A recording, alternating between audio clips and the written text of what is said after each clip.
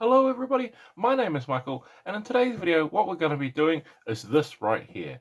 So if that looks interesting to you guys, please carry on and watch the video. And also one more thing before we get into the video, if you enjoy what I do here, please don't forget to leave a like, comment and subscribe. It really helps me out and lets me know you enjoy the video.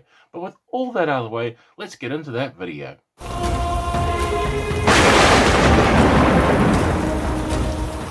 Okay, so the first step I did while doing the Black Viper miniature is I actually gave her a black base coat, and this is so I don't have to paint up everywhere. So when I'm priming her, I went in with the black, and as you can see now, I've come in with a deep dark blue, and this is what I'm going to be using to highlighting. So basically I'm dry brushing on my highlights here, and this is going to give us some depth and dimensionality to her leather black armor because she wears quite deep and dark armor. I want to just punch it up a little bit with an interesting highlight color, and for this I used a deep blue to do that. So a nice easy step to get your priming, base coat layer and highlight all pretty much with one step.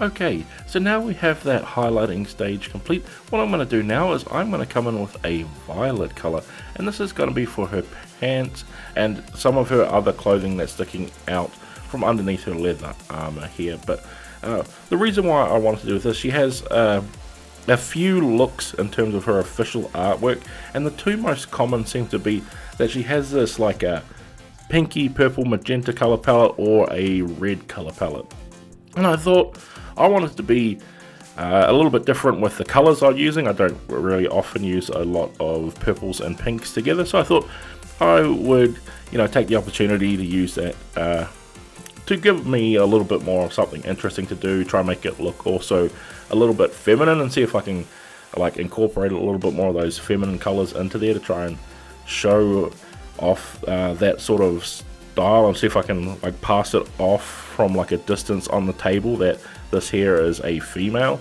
sort of assassin, like thief rogue character. So I thought that would be interesting. So I wanted to go with the purpley pinkish color scheme here, and using the lavender, I'm trying to follow her official artwork as much as I can, and since she got so many depictions of her official artwork, I'm going with the more purple pink version of her rather than the red. So just giving a nice coverage of our purple pink, especially for her pants. And then as you can see up here, she has these nice like puffy sleeves, so I want to pick them out as well, picking out mainly just the outer layers because I want to keep that inner layer nice and dark, so it's going to have some contrast and pop of color.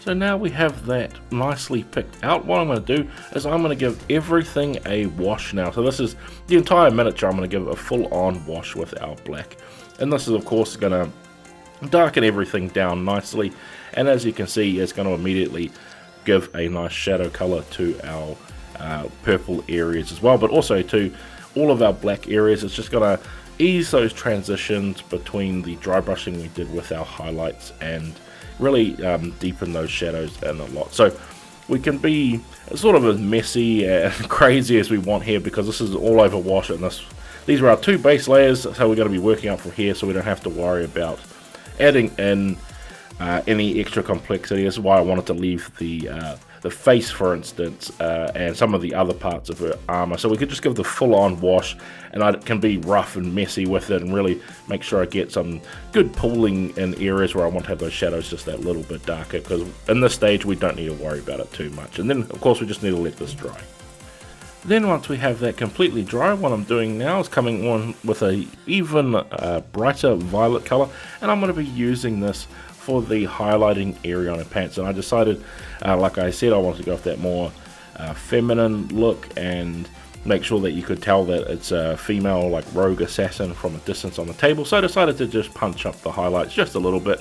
I was enjoying the color on there, but I just wanted, when it's coming out in the light, I just wanted that brightness up a little bit. So rather than use the original color that we use here to highlight up, I went just a step lighter with our nice vibrant purple violet highlights here. And it's just a matter of going around all on the miniature and picking out the spots where the sun is naturally going to sort of hit, and we can get those nice little raised areas and ridges. I'm not doing a great job showing you, as I've got most of it off camera. It's because I'm trying to focus too much. Then once we have that complete, what I'm going to do now is I'm going to come in with our skin color. So any type of skin color is going to do here, whatever you feel like you want for her. I'm just going with a sort of neutral to like pale skin tone for her. I'm trying to just get in there for something nice that's going to easily pop out in big contrast against the dark color we have on her hood. And one thing too we want to be super careful with, this miniature is nicely sculpted and you can get a lot of her face in underneath that hood, so I'm just using the very point to get into those very hard to reach places so I don't have to paint too much of any of the areas where I don't want that skin color to be and make it look a little off in there, so be careful. Then once we have her face completed there with the base color, I'm going to come in now with a vibrant like magenta pink color, as she has these nicely on parts of her uniform here for sneaking around, which I think is probably a crazy color to sneak around in as a rogue, but definitely showing off the personality here. And as you can see, a little bit hard to cover because we're covering such a dark color with our bright pink here, so this is going to take a few layers, so don't be afraid to apply where you want those points to be, wait for them to dry, and then come over them with a few layers. I think I end up by doing 3 layers in some of these spots, because especially that spot on the side of her chest there, as that area was very, very dark, and I did that few extra layers to really boost up the saturation of the color there. And of course I'm going around the rim of her hood, as he has this nice outline of her hood, whether you're doing it in the red or the pink version like I am here, totally up to you, and just making sure that we want to keep a nice even stroke around that hood so it seems like it is a trim of color there. Then once we have that area complete, what we're going to do now is we're going to come in and do some of the leather areas, and this is where we're going to use a brown.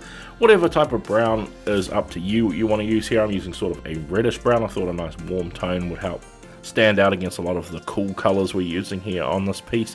So it's just a matter of going around picking out a lot of the little bits of strapping. She actually has quite a few. She has a lot of like areas where she's holstered on her sword that's on her back. She's got these little bits that are underneath her arms. To credit of the actual miniature itself, they really made it so everything connects properly on the miniature. So there is a few areas like there's a strap just under her arm that's helping hold that sword up on her back. So if you're painting up this miniature or a miniature similar to that, don't be afraid to have a look around that miniature and really take in the actual sculpt for missing little things like belts on top of the miniature here. So just spending a little bit of time really making sure you get them to where you want them, as well as that too, being careful with the amount of paint I'm applying on here, because we have our cloak and the outer black layers completely finished and painted up there, so I don't want to mess around with that too much. So just coming in and using fine points of my brush so I'm not getting any overspilling in the areas. Okay, so now we have her straps all picked out. What we're going to do now is I'm going to come in with a brass color here, and this is going to be for just a couple of small areas on the models. Now totally up to you what you want to do here. You could fully easily come in with straight gunmetal or silver here, or even a gold perhaps. I went and decided a bronze here, nice warm color as well to bounce off a lot of the cool colors we've got on here. So what I'm doing is I'm picking out the dagger that she has in her hand, I'm picking out the handle and the hilt, and as well as that she has this nice little like pendant on the bottom of her hood where it meets her chest, so I want to pick out that there as well, just giving it some little visual interest. And I think with those warm colors it's really going to help make those couple of areas pop against all the colors we have on there. So up to you what color you want to do here, but for me I went with the bronze color. Then once we have those bits of pop of color complete, what I'm going to do now is I'm going to come in with a brown wash, and this is to just wash the previous areas that we've come in, so over that bronze area, as well as that too I'm going to do over the straps as well, being very careful where I want to place these because we have a lot of our areas already established and done, so a lot of controlling and wicking up any areas unnecessarily so we don't get any of those pooling. As well as that too, I forgot to film the footage of me finishing off her face with the miniature paint, so just know that I put in a flesh wash over her face and then came in with original color that we had here to highlight her face, as particularly that nose, because that's coming right out and catching the sunlight. So bear in mind that as well. Then once we have all that complete and dried up, what I'm going to do now is come in with a lighter brown, and this is just going to be for picking out the edges and places like that where we have our leather. Just really sort of coming in roughly here with the very fine tip of my brush and just going along and giving in some scratches for a little bit of interest, pop of colour, and just picking out teeny bits of highlighting all over her, as well as that making sure that we can clean up any areas if that wash is pulled in too much, or just giving that little bit of interest, like you can see here on the back of the scabbard, just giving that visual interest by going in and sort of stippling there to give in that highlighting area. And I think it works a little bit of quite effectively, since we've got that nice deep dark colour with the cloak, and then we've gone up to a very, very light brown as well, so some nice little bit of contrast there. Now we have those leather areas complete. What I'm going to do now is come in with our last metallic colour, and for me this is going to be a nice plain old gunmetal colour, and this is going to be to pick out the handle of the rapier that she has on her back, and of course the blade of the dagger as well. So nice and easily to pick out here. Now if you've already painted in the areas that we did with our bronze here, you can also just miss a step out and easily just pass this, but I wanted to have visual interest and difference here, and I think that really helps make the miniature just stand out that little bit more. As well as that too, I'm also going to place a quick wash on here, just a black wash, and then come in with the silver here again, or even a slightly brighter silver, just pick out the highlights here. But I think with that, we have completed our miniature. So what we're going to do now is we are going to come into those glamour shots. And there you have it. With all that complete, we have finally finished painting up the Black Viper miniature from Dungeons and Dragons Waterdeep Dragon Heist by Gale Force 9. So I hope this video has been interesting for you, whether you want to follow along with what I did here, or you just want to use the video as some inspiration in painting up your own miniatures. But with all that said, guys, I'd like to thank you all for watching, and I can't wait to see you all in the next video.